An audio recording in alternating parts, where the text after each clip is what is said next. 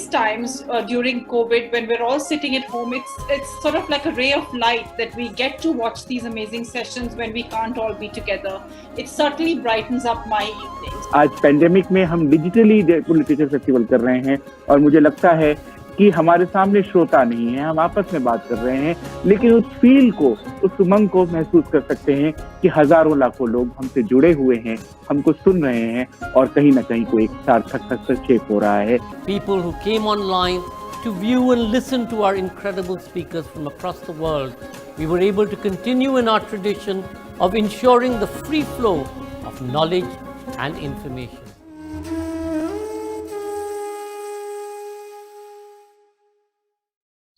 On behalf of Namita Gokhale, William Dalrymple, Sonjoy Roy, and all of us here at Team Book Arts, we welcome you to this session of the Jaipur Literature Festival online series 2021, presenting An Island. Karen Jennings in conversation with Vangmayi Parakala. Karen Jennings' recent novel, An Island, longlisted for the 2021 Booker Prize, is a telling allegory of post-colonialism focused on the turbulent history of an unnamed African country. Rooted in loss, political upheaval, history, and identity, the novel creates a complex balance between the tense claustrophobia of the island and the protagonist's compelling backstory. Karen is a South African author. Her debut novel, Finding Soutbek, was shortlisted for the inaugural Etisalat Prize for African Fiction. Her memoir, Travel with My Father, was published in 2016. And in 2018, she released her debut poetry collection, Space Inhabited by Echoes. In conversation with Vangmayi Parakala today, Karen will discuss the toxic discourse around asylum seekers and explores the unraveling of guilt and fear, friendship and rejection, and the meaning of home. Vangmayi Parakala is a journalist and writer who has previously worked at The Hindu and Mint Lounge, reporting on art and literary culture. She holds an MS in journalism from the Medill School of Journalism, Northwestern University. Her forthcoming work includes a biography of Homayi Vairawala for children. Ladies and gentlemen, we now present to you An Island. Karen Jennings in conversation with Vangmayi Parakala. Over to you, Vangmayi. Thank you, Ankur. Good evening, Karen. Firstly, congratulations on making the Booker long list. I mean, it's a great honor. How do you feel? Thank you. Well, I know it's been quite a while since the announcement was made, but I suppose it still hasn't really sunk in yet. I'm still just carrying on with life as normal, as best I can, and trying not to get too caught up in the chaos and the noise. Yeah, for sure. I mean, it has been a kind of a surreal ride for you as well, right? Like, it was a tough ride up until now. And despite being well recognized by literary juries everywhere, I mean, you did win the Commonwealth Short Story Prize. You were shortlisted for the Etisalat Prize, but you faced many rejections, and you finally found a publisher with the indie Holland House. But then you struggled really to get attention for the book even after it was published. You've said in interviews that people didn't review your book. You had problems getting quotes for the blurb, etc. So, I mean, how does it? And I think you also mentioned initially that that a book's perceived sort of commercial viability drives these sort of decisions in various mainstream publishing houses. So I was wondering if recognitions from mainstream and big ticket awards like the Booker, you think would they make any sort of difference, or would they influence any sort of future decisions that drive the market, do you think? Well, there are quite a few questions in that one question that you're asking. In terms of, yes, the difficulty, there was a lot of difficulty, partly to do with the pandemic, which was really experienced globally in terms of publishing and limited resources, limited availability, or not really being able to get the books printed, and then people focusing on the pandemic, people losing their jobs, not having money, there's been a lot for people to focus on. They haven't really needed to focus on literature. They've needed to focus on surviving. And that I understand. That makes perfect sense. And the difficulty of getting quotes, of getting reviews, of getting published, all of that, I suppose that's the same situation for anyone who is not already an established author. It is how it happens. It's not a kind industry. We're not nurtured and no one is holding our hands. We are compelled to suffer rejection all the time. And sometimes it goes well and most of the time it doesn't. And I've been very fortunate that this time I have gained recognition, but it certainly isn't what drives me to write or what would be my motivating force for writing.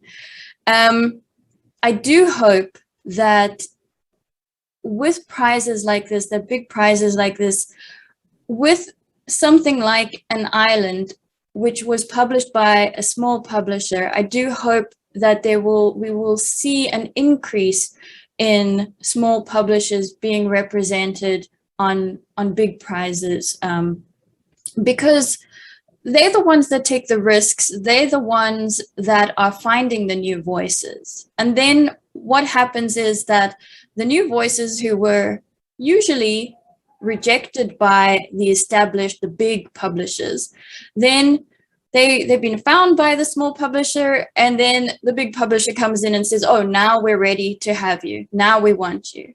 And I know that's business, but it's not a fair system.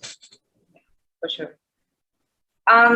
Before we kind of get into the book, really talking about the book, I was wondering, I think we were speaking about this earlier, if you wanted to read a bit. Sure.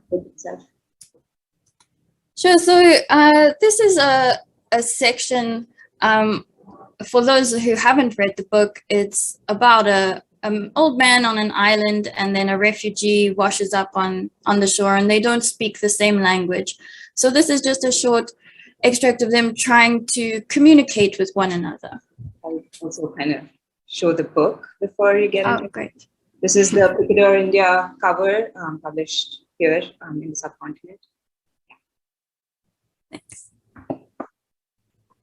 The man laughed, showing his teeth big and white. He removed his hand from Samuel's chest, used it to point at his own, then slapped his heart with an open palm as he spoke a word. He repeated it twice, slowly, each time slapping his chest. He took care to enunciate the sounds, guttural, foreign, so that in its exaggerated way it became like a performance, someone growling for a child's amusement. Samuel exhaled. He understood. It was a name, the man's name. He tried to reproduce it. He said. The man made the first sound again. The man repeated the word, nodding for Samuel to continue. But Samuel could not adapt his mouth to it. He shook his head, waved his hand in the air as though to clear it of the noise he had made. The man lifted a finger, bent down to write with it in the sand.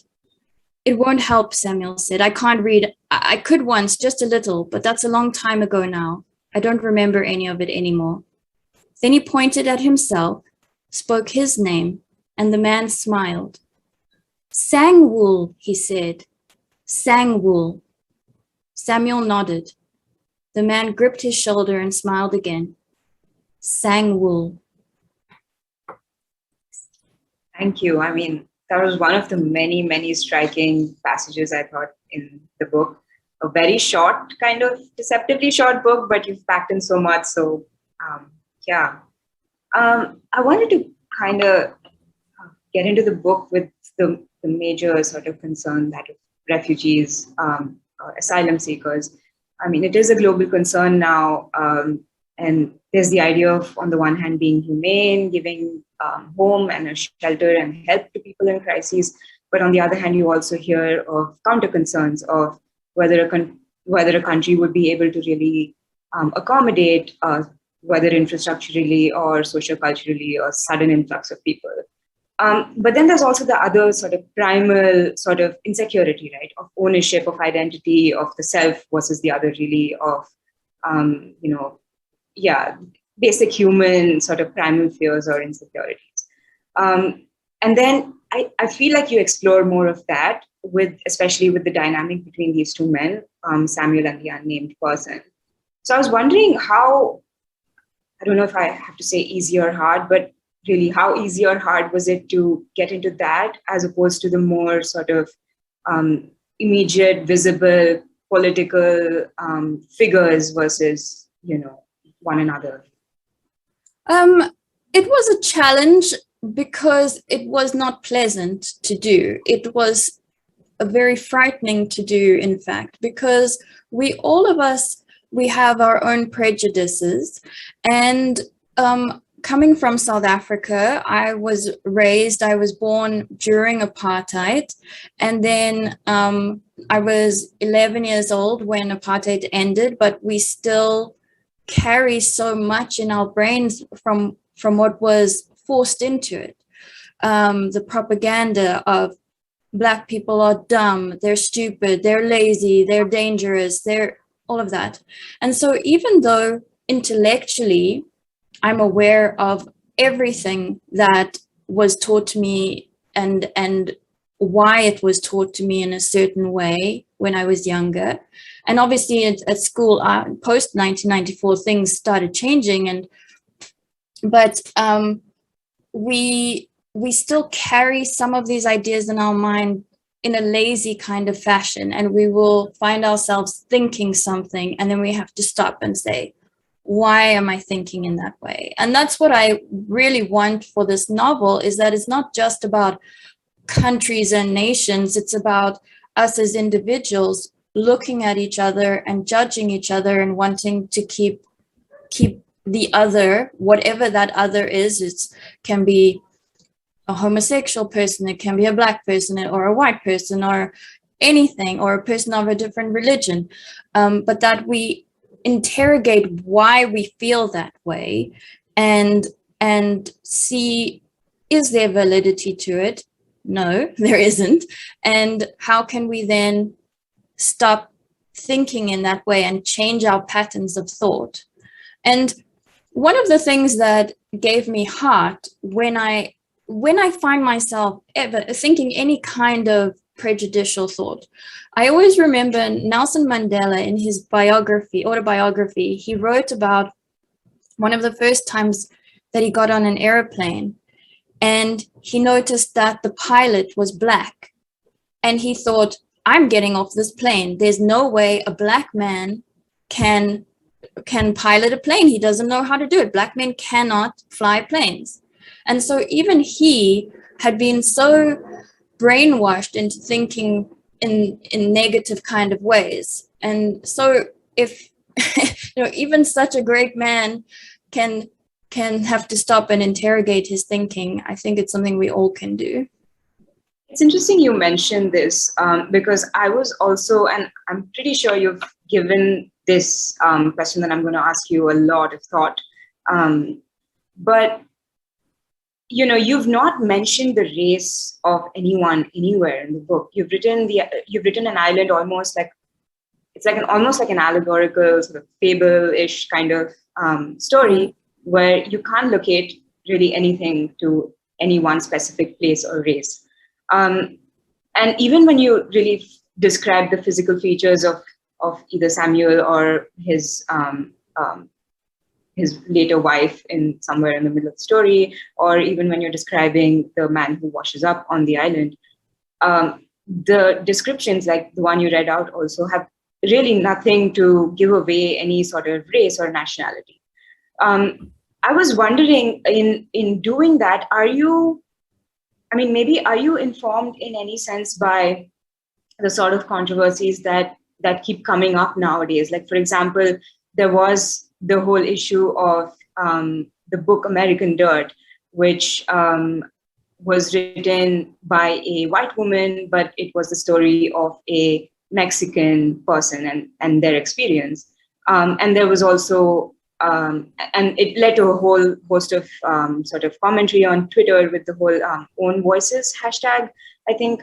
And this hasn't escaped even people who have been at the forefront of sort of anti-apartheid or been against racism. Like, for example, a person from South Africa, a white woman, Nadine Gordimer, a Nobel awardee, someone as big as her. Also, I think, if I'm not mistaken, sometime in the late 90s or the early 2000s, was brought under fire for a book that she wrote sometime in the 80s, July's People, sorry. But I was wondering if all of these sort of concerns, and you yourself being a white South African woman writer, does this kind of inform the way you tell these stories in any way? Like, is it at the back of your mind at all? It certainly does. And I would be foolish to deny that because that is something that is crucial to, I can understand how I could be accused of appropriation. I would like to think that I have tried my very, very best in thinking about it and in trying to deal with the subjects that I have with great care and nuance. I would like to think that I'm not being offensive, but I wouldn't be surprised if people are offended. Let me put it that way. And I certainly wouldn't be offended by someone being offended. But I did put a lot of care and thought into it. I didn't want to represent any one nation or one group of people in a specific way. That's also one of the reasons why the refugee doesn't speak, because I didn't want to be putting words into his mouth, speaking on his behalf. The other thing is that being white and being South African and African, I can't help it. I am white, and Africa, South Africa specifically, is my home. But there is a huge, huge past behind me that includes my ancestors and various other white people, that is a history of violence, of appropriation, of indignity. And so for me, it's very important. I'm trying to understand what is my place then in my country, in this continent. And so all my writing is really an experiment trying to find where I belong, and trying to understand this place as it is and as history has made it. So I really am not trying to take anything for myself and claim that it is mine. So, yeah. Speaking of, your sort of identity, you coming into your writing per se, what struck me when I was reading the book was that it is shocking really in its silences. There is the very powerful quiet of the island. There is not much going on. You can feel the sense that it's not populated. There's only this one person and his chickens and the crabs that come up and unfortunately some of the bodies that wash up and whatever he does with it. And yet everything that can go wrong with civilization and really the world at large is so uncomfortably close because really of his mind and the way you bring in his reflections. And separately, when I was reading up one of your interviews, you did say that you also kind of went through a phase of isolation, of kind of being on your own, especially when you were in Brazil, when you moved to Brazil to be with your husband. I was wondering if that experience really had any sort of influence on the way you wrote Samuel's self-exile on the island? Yes, it certainly did. It was a very, very difficult time of my life. We had just moved to Goiânia, which is in the middle of Brazil, and we didn't know anybody. And my husband went off to work every day, and I was home alone in an apartment on the 17th floor of a very, very tall building, and all around us were equally tall buildings. And I didn't know anyone. I wasn't locked in the apartment or anything, but I wasn't encouraged to leave because I would get lost, I would get mugged, I'd get raped, it wasn't safe. And I didn't know anyone, I didn't know where to go anyway. So I was just in the house or in the apartment, and it was incredibly lonely, and I began to feel like I was in my own little island up there in the sky, really, looking out and seeing all these other little islands. And yeah, it was a very, very difficult time. And I even at times remember almost feeling cross when my husband would get back from work, because even though I was so lonely, he was invading that loneliness. He was coming in from outside, and I wanted to keep it pristine and for myself. Do you want to, I don't know, would you want to give away any part of how you might have equated that with Samuel's experience to anyone who's watching, if they're interested in how you've tackled the subject of that gap between the loneliness and not wanting anyone? Yeah, I think that there is something very bewitching about loneliness and having your own space and running that space in your own way. You put the mug there, you do this at a certain time, you know your routine, and then someone comes into that and they threaten to upend it. They might not put the mug where you want the mug to be. They might not want to, I don't know, wash the dishes at exactly 10 a.m. or whatever. It's just, so there is a sense of control. And I think that that's what we all experience to a certain extent within our house or within our neighborhood, and then extending further within our country, that we don't want someone coming in and threatening what we have established, whether it be our routine or whatever it is, but that thing that makes us feel safe, we don't want that threatened. So speaking of how Samuel really, acts out exactly what you're describing right now, he's obviously a very flawed character. He is quite unlikable because, you go into really all of the things that he's done, or, his life arc. And it's not really easy to get a reader to care about someone who is so flawed or so unlikable through an entire story. If it's just one character, it's still somehow okay. I feel like a person still wants to read on. But with Samuel, somehow despite his flaws, we still kind of keep discovering layers of him, really, and perhaps an insight into why he's the way he is, or why he acts the way he does. So he's obviously bitter. He's alienated himself from everybody he knows.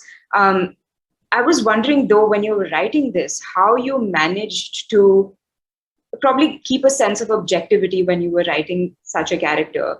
And if at all, was the objectivity even important in writing such a complex and difficult sort of person? I'm not sure how much objectivity there was, and I'm not sure how unpleasant I found him. Yeah. I quite liked him. Yeah, in fact, I think that's kind of where I was getting at, because on paper he might seem full of flaws, but when you read more about him, when you're like really peeling back the layers as you go on, you want to keep peeling back those layers, because on the face of it, I wouldn't really want to be his friend, because he can't really, I don't think he can be a part of, and rightly in the book as well, like he can't be a part of more than 3 people or 4, in a room maybe, but yeah. So I think with Samuel, he's a person who has been seriously impacted by the weight of history. And I think so many of us have. This is just perhaps more magnified. And not one of us is perfect or always a good person or always makes good decisions. And I think that really what he is, he's a man trying to find his place in the world. And from his earliest memory, living in a lovely valley with his parents, and then the colonizers coming in and chasing them away. And since that moment, trying to find where he belongs in the world. And he finally finds it on the island, but in this kind of tragic and depressing way. So I feel sorry for him. I understand him, but then I spent a lot of time with him. And those are the kind of people that interest me, is flawed people who have made mistakes, terrible mistakes, but it's to try and understand what drives them, what makes them, what has made them behave in that way or think in that way. Right. I think this is just something that's kind of striking me, but I think we all know the quote, "No man's an island," Donne's poem.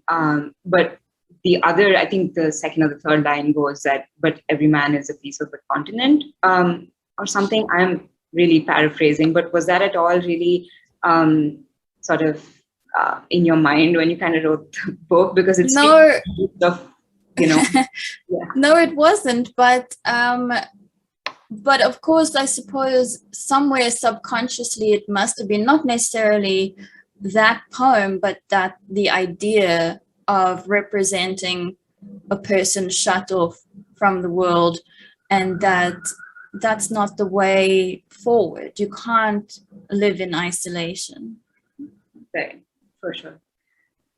Do you have any sort of overarching sort of parting thoughts about just the process of having written this, finishing this way back in 2017 and still kind of being with it in 2021, still talking about it in 2021?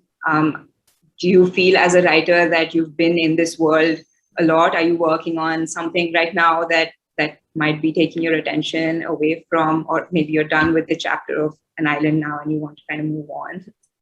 It's a strange experience, because when I have written a book, when I decide this book is now finished, the manuscript, then it's almost a physical act where I cut it out of myself. It's gone from me. And then I find the publishing process very difficult, because then I have to return to it. And it's this thing that I no longer want to know about, because it's no longer part of me. It's gone from me. I'm not sure if that makes sense, but it's gone and I've moved on now. And so it's a strange experience now, so intensely having to return to it, especially because I suppose because it was such a traumatic time in my life, I've blocked a lot of the process of writing it out of my mind. And I've thrown away all the notebooks and all of that. So it's hard for me now. I have to really strain. And then I have these memories like of my husband coming home and feeling cross that he was invading my island, and trying to remember. But it has come back to me. My motivation, my thinking, my planning, but I've had to access corners of my mind that have been behind closed doors for a long time. Yeah. I just want to kind of take some audience questions, if that's okay. Sure. Some are coming in. Ria, thank you for your question, it says first, congratulations on the long list. And she's asking how, this is kind of like a segue to what we were talking about, how have the past few months been for you? And has I'm assuming the long list, has it changed your writing style or impacted your process in any way? Well, I don't know yet because I haven't written a word since since it was announced, and I wouldn't want to write in this kind of, I'll call it a moment, in this moment that I'm experiencing. I don't think I would be able to do so in a natural way. I think there would be too much weight on my shoulders. So no, I have no plans to write immediately, but once the noise has quietened down, then I will write again, and then let's see. I suppose we'll have to just wait and see what happens. Is there something that you're working on that you'd like to talk about? There's a manuscript with my agent that I do need to look at, but I'm not really ready to look at it at this point. So yeah, we'll see when my brain is feeling ready, then I'll go back to it. I just want to pick up on that last thing that you mentioned about an agent, because I'm assuming that is a new sort of development. Yes. The one sort of celebratory, actually many celebratory sort of posts about your being longlisted were, one, the fact that it was an indie publisher who published you, and two, just your journey really sort of resonating with many authors, many of them, many writers who don't have agents, and they were kind of excited that, you know, that you got your due recognition despite not being connected in that way. So I was wondering what changed and how did this happen? Well, I don't want to disappoint anyone, but I did have an agent before, but he didn't have really the time or energy or enthusiasm for doing anything with an island, and so I left him. But that was after I'd already signed with Holland House. So I found Holland House and I asked my agent to submit to Holland House, but so my agent was really not involved in any way. And then after that experience with that agent, I decided that I didn't want another agent. It was just too unpleasant. But then with the long listing, within a couple of days, we were so inundated with requests for the film rights. So it was really about the film rights. And I didn't have any idea about how that kind of thing works. And I still own the film rights, so I was in charge. So I had to try and figure out what to do. And I met with a wonderful, wonderful director from South Africa, and I was so keen to work with him, but he said, you really should get an agent who knows about these things. And my publisher was also saying, you need to get an agent. And I just thought, oh, I don't want to. But then just because of the film rights, I thought it was necessary, and that's why I got one.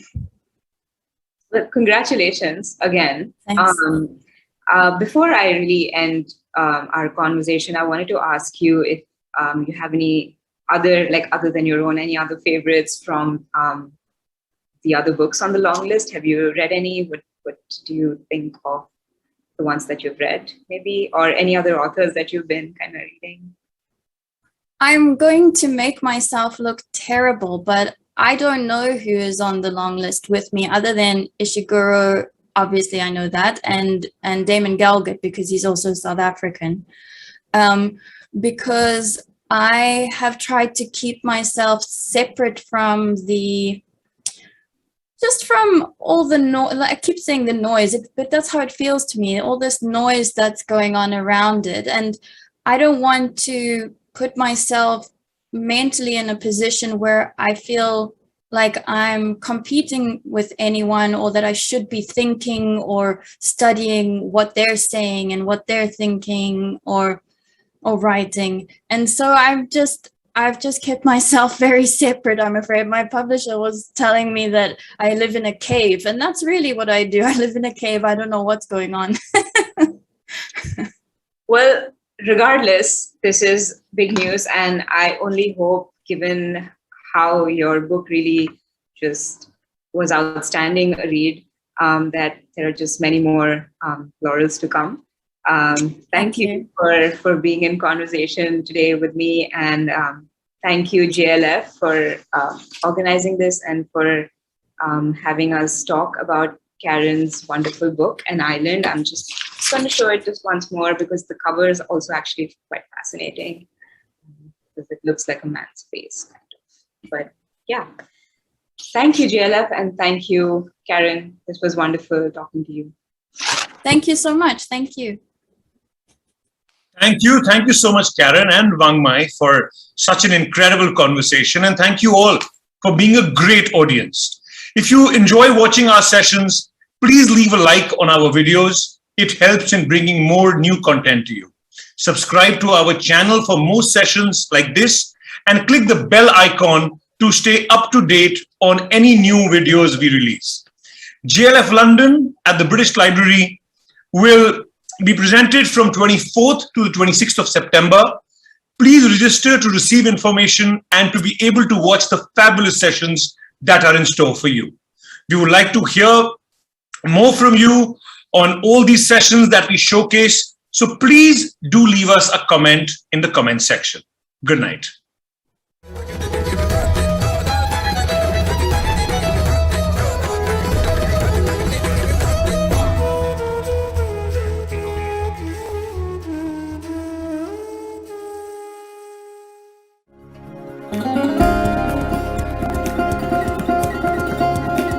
In these times during COVID, when we're all sitting at home, it's sort of like a ray of light that we get to watch these amazing sessions when we can't all be together. It certainly brightens up my evenings. आज pandemic में हम digitally Jaipur literature festival कर रहे हैं, और मुझे लगता है कि हमारे सामने श्रोता नहीं है, हम आपस में बात कर रहे हैं, लेकिन उस फील को, उस उमंग को महसूस कर सकते हैं कि हजारों लाखों लोग हमसे जुड़े हुए हैं, हमको सुन रहे हैं, और कहीं ना कहीं कोई एक सार्थक हस्तक्षेप हो रहा है. People who came online to view and listen to our incredible speakers from across the world, we were able to continue in our tradition of ensuring the free flow of knowledge and information.